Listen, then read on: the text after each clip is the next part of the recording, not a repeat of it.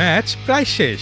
একটি দলের ১৩ বলে দরকার ছিল মাত্র ৩ রান, আর হাতে ছিল সবকটি উইকেট। তবুও অ্যাডিলেড স্ট্রাইকার্স ও সিডনি থান্ডারের ম্যাচটি পরিত্যক্ত ঘোষণা করেন আম্পায়ার। নারীদের বিগ ব্যাশ লিগে এমন অবিশ্বাস্য ও বিতর্কিত ঘটনাই ঘটল শুক্রবার রাতে।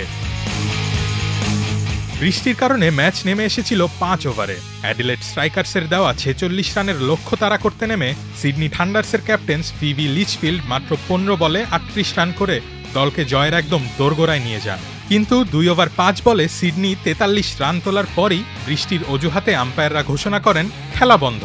তবে বিভিন্ন সংবাদ মাধ্যম বলছে খেলা থামানোর সময় মাঠে এক ফোঁটা বৃষ্টিও ছিল না। ধারাভাষ্যকার অ্যালিস্টার নিকোলসন সরাসরি বলেন, যা হচ্ছে এটা লজ্জাজনক।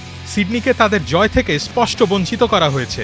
সাবেক টেস্ট ক্রিকেটার কলাম ফার্গুসন এ ঘটনাকে ক্রিকেটের জন্য বিব্রতকর এবং সম্পূর্ণ অগ্রহণযোগ্য বলে মন্তব্য করেন।